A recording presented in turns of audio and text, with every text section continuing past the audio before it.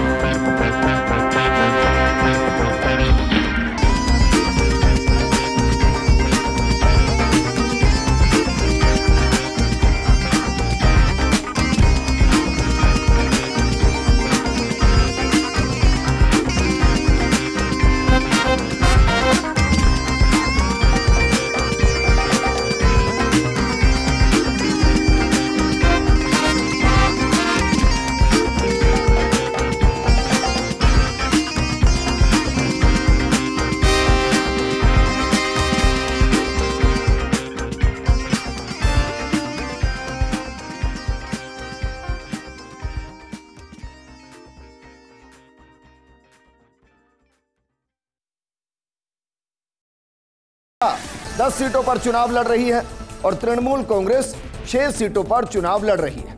जबकि अगर हम बात करें शिवसेना उद्धव ठाकरे गुट की, तो 5 सीटों पर, राजद 3 सीटों पर, जदयू 3 सीटों पर चुनाव लड़ रही है। और यह हम आपको बता रहे हैं।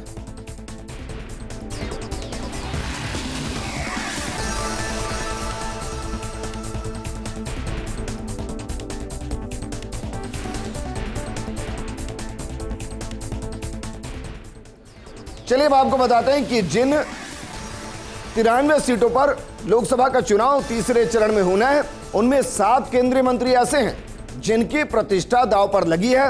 ग्राफिक्स के जरिए बताते हैं कि ये कौन कौन से मंत्री हैं। चलिए शुरुआत करते हैं। सबसे पहले बात करते हैं गृह मंत्री अमित शाह।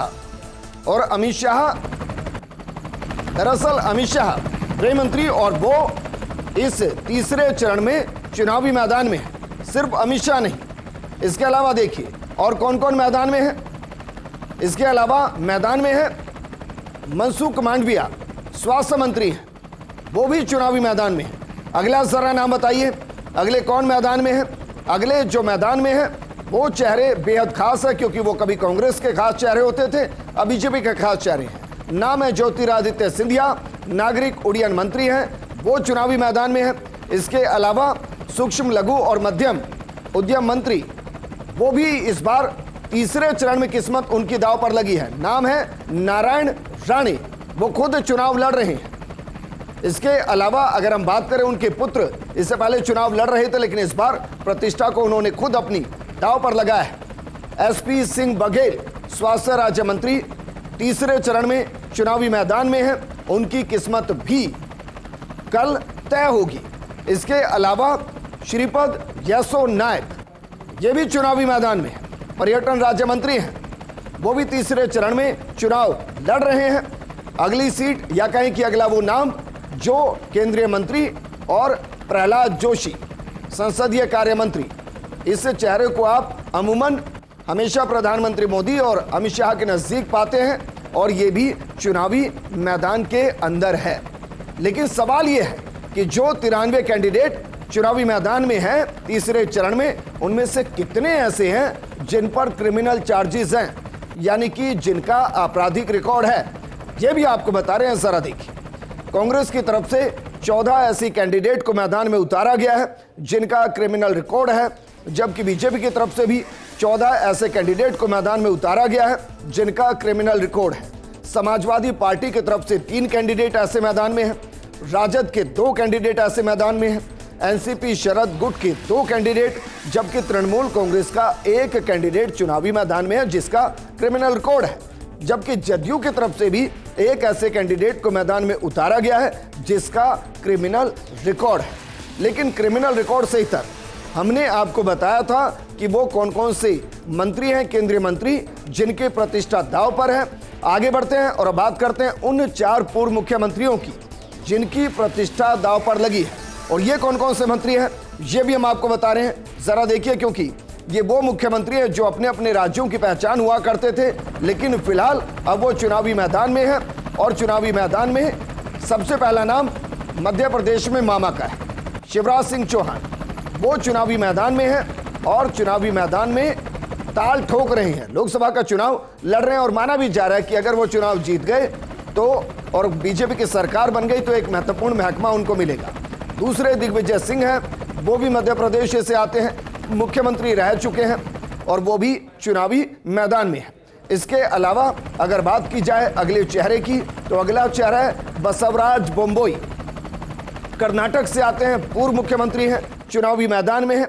उनकी भी प्रतिष्ठा दांव पर लगी हुई है। इसके अलावा अगर बात की जाए जगदीश शेट्टार, ये भी कर्नाटक से आते हैं और इनकी भी प्रतिष्ठा दांव पर लगी हुई है। तो ये दरअसल वो 4 पूर्व मुख्यमंत्री जिनके चेहरे दांव पर लगे हैं, जिनकी प्रतिष्ठा दांव पर लगी है। लेकिन ऐसा नहीं है, 2 महत्वपूर्ण राज्य भी हैं। गुजरात को अगर छोड़ दिया जाए तो उत्तर प्रदेश और कर्नाटक, जहां की सियासत बहुत अलग तरीके से बहती है, क्योंकि कर्नाटक में कांग्रेस की सरकार और उत्तर प्रदेश में जहां 10 सीटों पर चुनाव होना है, इसको यादव लैंड कहते हैं। दरअसल यूपी में तीसरे चरण में जिन 10 सीटों पर वोट पड़ने हैं उनकी पहचान यादव लैंड के तौर पर है। इन इलाकों को मुलायम सिंह यादव और कल्याण सिंह का एक दौर में गढ़ कहा जाता था और ये पहला चुनाव ऐसा हो रहा है जिसमें मुलायम सिंह यादव भी दुनिया में नहीं है और कल्याण सिंह भी दुनिया में नहीं है। और उनकी अब्सेंस में यहाँ के आंकड़े बेहद रोमांचक होंगे, क्योंकि एक सपा की धुरी रहे और एक बीजेपी की धुरी रहे। अगर बात करें बीजेपी की, तो हम आपको ग्राफिक्स के जरिए बताते हैं कि 2009 में 2 सीटें सिर्फ मिली थी बीजेपी को, जबकि 2014 में 7 सीटें और 2019 में 8 सीटों पर कमल खिला था। जबकि सपा की साइकिल 2009 में 3 सीटों पर, 2014 में 3 सीटों पर और 2019 में 2 सीटों पर सपा जीती थी।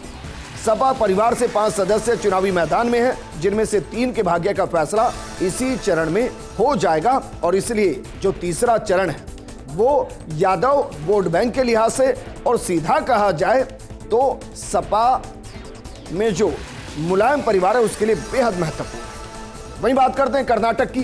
कर्नाटक की जिन 14 सीटों पर तीसरे चरण में चुनाव हो रहा है उन्हें लिंगायत समुदाय का गढ़ कहा जाता है।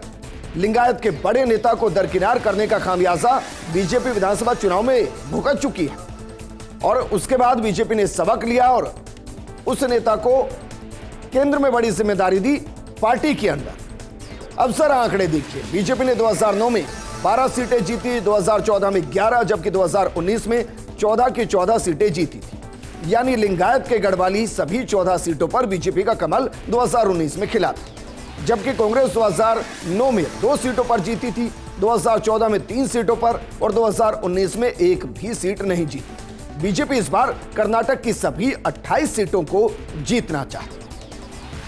लेकिन अब आगे बढ़ते हैं, क्योंकि तीसरे चरण में जो सबसे ज्यादा मुकाबले होने हैं वो प्रतिष्ठा के साथ होने हैं, यानी कि ऐसे नेता जिनकी प्रतिष्ठा दांव पर लगी है। तो चलिए अब शुरुआत करते हैं, उन सीटों का जिक्र करते हैं जहां सबसे ज्यादा मुकाबले रोमांचक नजर आएंगे। शुरुआत गुजरात की गांधीनगर सीट से। गांधीनगर गुजरात में जो मुकाबला है उन चेहरों को जरा देखिए। वहां बीजेपी की तरफ से अमित शाह मैदान में है, जबकि कांग्रेस की तरफ से सोनल रमण भाई पटेल मैदान में है। और यहां 30 सालों से बीजेपी का इस सीट पर कब्जा है।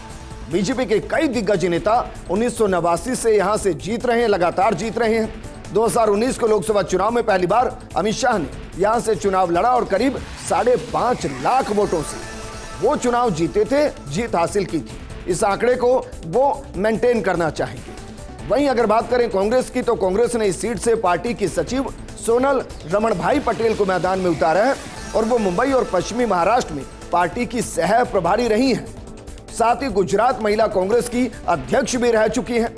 वो कह चुके हैं उन्हें बीजेपी के वरिष्ठ नेता के खिलाफ चुनाव लड़ने में बिल्कुल भी हिचक नहीं है, और यही मुकाबले को रोमांचक बनाता है।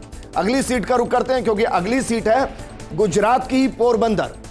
पोरबंदर सीट पर बीजेपी से जो चुनावी मैदान में है वो एक और बड़े चेहरे, नाम है मनसुख मंडाविया।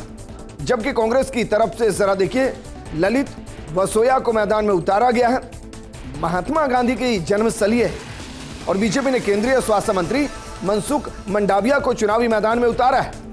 पेशे से वेटनरी डॉक्टर मंडाविया गुजरात से 2 बार के राज्यसभा सांसद हैं।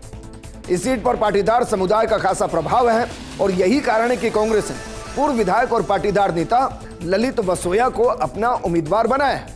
पाटीदार आरक्षण आपको याद होगा, उस दौरान 2019 में वसोया काफी सक्रिय रहे थे और उसी को देखते हुए कांग्रेस यहां मनसुख मंडाविया के खिलाफ उन्हें चुनावी मैदान में उतार चुकी है। मुकाबला यहां बेहद रोचक होता नजर आएगा। अगली सीट मध्य प्रदेश की है। मध्य प्रदेश की गुना लोकसभा सीट है। यहां से बीजेपी से ज्योतिरादित्य सिंधिया मैदान में है, जबकि कांग्रेस से राव यादवेंद्र सिंह मैदान में है। दरअसल ज्योतिरादित्य सिंधिया एक बार फिर अपनी पारंपरिक सीट से चुनावी मैदान में है। वो 2019 में अपने पूर्व सहयोगी केपी सिंह से चुनाव हार गए थे। हालांकि तब वो कांग्रेस का हिस्सा थे, इस वक्त वो बीजेपी का हिस्सा है और मध्य प्रदेश में बीजेपी की सरकार है। वहीं कांग्रेस ने सिंधिया परिवार के राजनीतिक विरोधी राव यादवेंद्र सिंह को मैदान में उतारा है। राव 2023 तक बीजेपी में थे। उनके पिता मुंगावली सीट से 3 बार बीजेपी के विधायक रहे हैं। और कमाल की बात देखिए कि गुना सीट पर गुना भाग कुछ ऐसा है कि जो बीते चुनाव में कांग्रेस के हुआ करते थे वो बीजेपी के, और जो बीजेपी के हुआ करते थे वो कांग्रेस के हैं। अब मध्य प्रदेश की विदिशा लोकसभा सीट का जिक्र करते हैं, क्योंकि विदिशा लोकसभा सीट से मामा चुनावी मैदान में है, शिवराज सिंह चौहान चुनावी मैदान में है और कांग्रेस की तरफ से प्रताप भानु शर्मा मैदान में है। दरअसल मध्य प्रदेश में मामा के नाम से मशहूर शिवराज सिंह चौहान करीब 20 साल बाद दोबारा विदिशा से चुनाव लड़ रहे हैं। वजह है कि मामा इस दौर में वहां के मुख्यमंत्री रहे हैं। 2005 में मध्य प्रदेश के मुख्यमंत्री बनने से पहले वो यहां से 5 बार सांसद रह चुके हैं। वो अभी यहां की बुधनी विधानसभा सीट से विधायक हैं। पूर्व प्रधानमंत्री अटल बिहारी वाजपेयी और सुषमा स्वराज भी यहां से चुनाव जीत चुके हैं, जबकि मामा के सामने कांग्रेस ने दादा को उतारा है।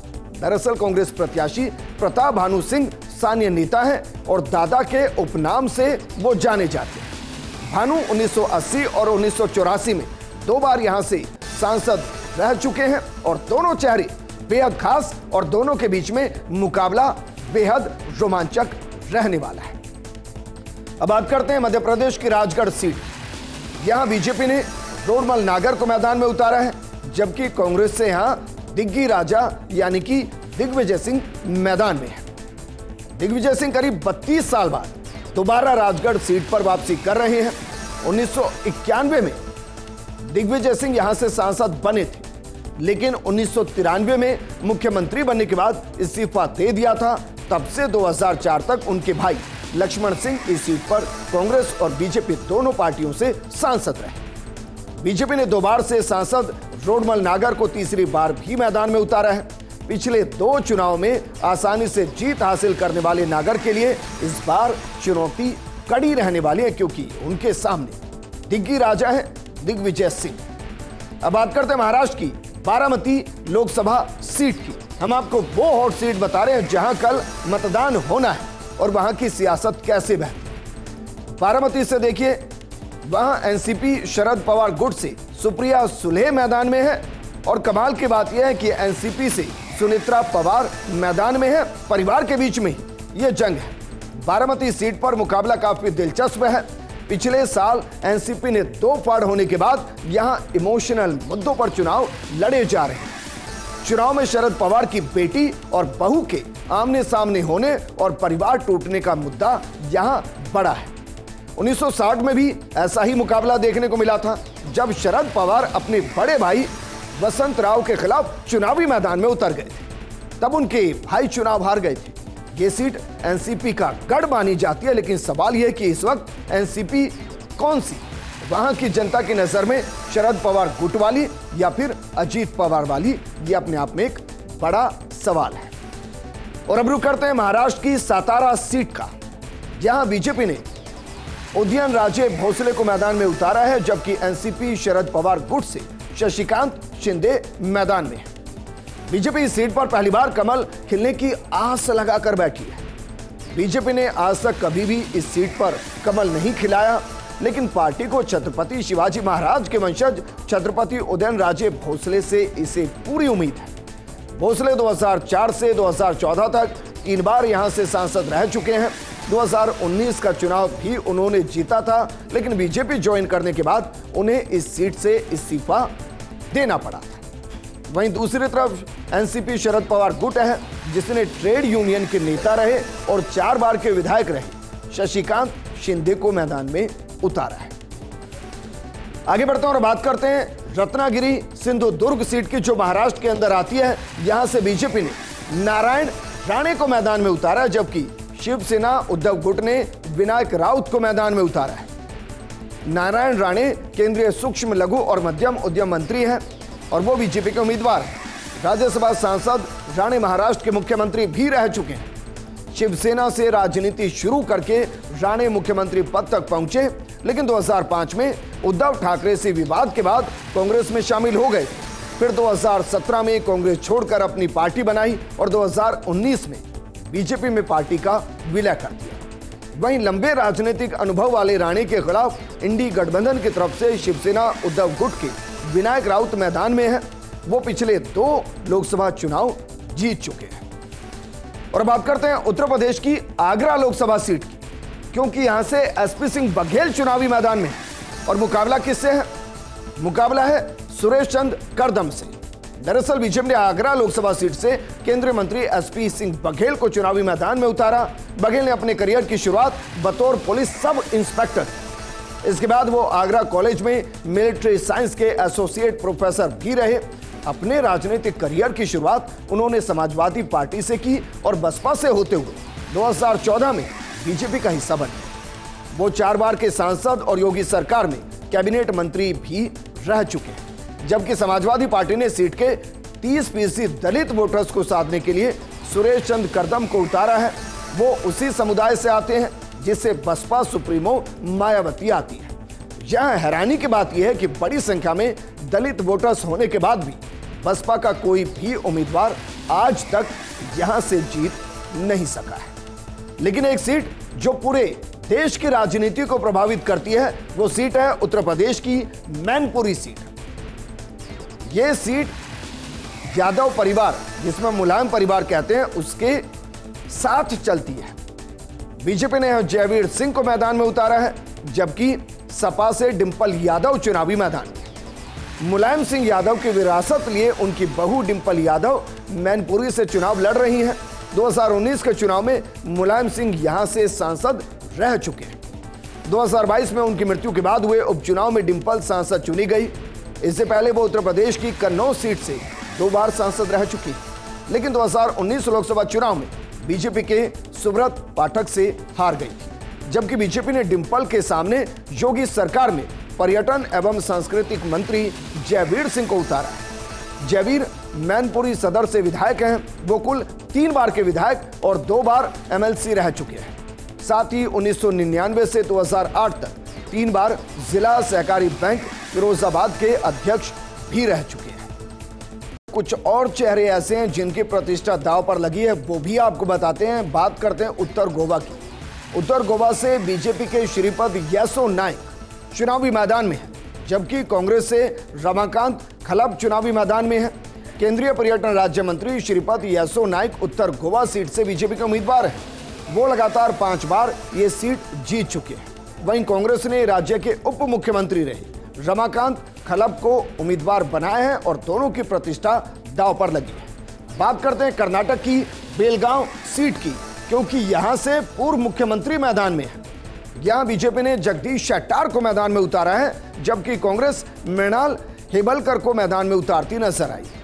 और जिस तरीके से जगदीश शेट्टार को उम्मीदवार बनाया गया, अखिल भारतीय विद्यार्थी परिषद से राजनीति उन्होंने शुरू की और शेट्टार संघ से जुड़े रहे। हालांकि पिछले साल हुए विधानसभा चुनाव में टिकट ना दिए जाने पर नाराज होकर कांग्रेस में चले गए थे। चुनाव लड़ा, हारने के बाद दोबारा बीजेपी में आ गए। इस सीट पर 2004 से ही बीजेपी का कब्जा है, जबकि कांग्रेस ने इस सीट पर मृणाल हेबलकर को उतारा है। वो राज्य की महिला एवं बाल विकास मंत्री लक्ष्मी हेबलकर के बेटे हैं और पिछले 7-8 साल से पार्टी में लगातार सक्रिय है। बात अगर करें कर्नाटक की हावेरी लोकसभा सीट की, तो यहां से एक और मुख्यमंत्री, पूर्व मुख्यमंत्री मैदान में है। बीजेपी ने बसवराज बोम्मई को मैदान में उतारा, जबकि कांग्रेस आनंद स्वामी गद्दा देववर्धन मैदान में उतारती नजर आई।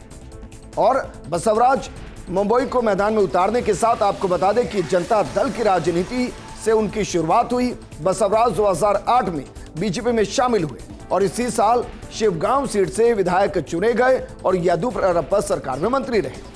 बीएस येदियुरप्पा के करीबी और उनके बाद दूसरे नंबर के लिंगायत नेता है, जबकि कांग्रेस ने बोम्मई के सामने आनंद स्वामी को उतारा है। वो राजनीति का बहुत चर्चित चेहरा नहीं, हालांकि ये उनका पहला चुनाव भी नहीं। इससे पहले लड़े दोनों चुनाव वो हार चुके थे। कर्नाटक की धारवाड़ लोकसभा सीट, यहां से बीजेपी ने प्रहलाद जोशी को मैदान में उतारा है, जबकि कांग्रेस ने विनोद आसूती को मैदान में उतारा है। 2008 में परिसीमन के बाद अस्तित्व में आई इस सीट पर बीजेपी के प्रहलाद जोशी लगातार जीतते आ रहे हैं। केंद्रीय संसदीय कार्य मंत्री जोशी पार्टी के प्रदेश अध्यक्ष भी रह चुके हैं। उनके पास कोयला मंत्रालय की भी जिम्मेदारी। वहीं कांग्रेस ने उनके सामने विनोद आसूती को उतारा है। वो पहली बार चुनावी मैदान के अंदर किस्मत को आजमा रहे हैं और उनके सामने एक बड़ा चेहरा है। लेकिन जिसका जिक्र हम कर रहे हैं कि चुनाव तीसरे चरण का है और सबका भरोसा है इलेक्शन कमीशन पर कि वो निष्पक्ष निर्भीक चुनाव कराएगा, क्योंकि ये चुनाव कई दिग्गजों की प्रतिष्ठा को दांव पर लेकर चल रहा है। और किन किन की प्रतिष्ठा दांव पर, ये हमने आपको बताया। उन सीटों का पूरा विश्लेषण किया सुबह 5 बजे से। फर्स्ट इंडिया के साथ बने रहिएगा। तीसरे चरण की मेगा कवरेज फर्स्ट इंडिया पर देखिएगा, क्योंकि कोई भी खबर हो, चाहे वो प्रदेश की हो या देश की, फर्स्ट इंडिया से छूटेगी नहीं और सबसे पहले आपको बताएं। नमस्कार।